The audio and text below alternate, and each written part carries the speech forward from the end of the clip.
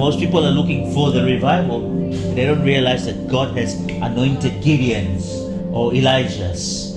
God has postured people like Peter and the 190 in the upper room who are postured for revival. An anointing becomes a movement, so that an anointing carries the movement. The anointing is the one that is the custodian of the movement. And the three words that the Lord gave to me was carry, lead, and serve the move. There are people who like to carry the move. That's great.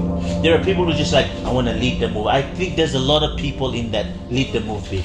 And then there are other people I want to serve the move. There are a lot of people there too.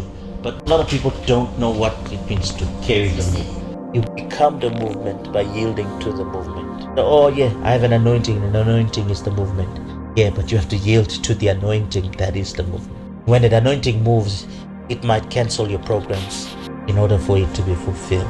But you move at certain times.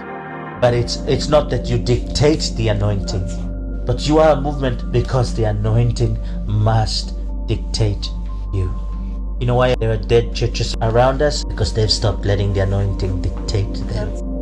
Instead they filled it up with something that it isn't the anointing, because they couldn't find why it stopped working. What happened to the vehicle they were driving? It seemed not to have any power to do what it was doing. So then they tried to forge something that looked like the move of God, imitated the move of God, but wasn't the move of God, because it was only a form of godliness, but it denied the power thereof. And they fill your mind with words, but not the spirit of the word.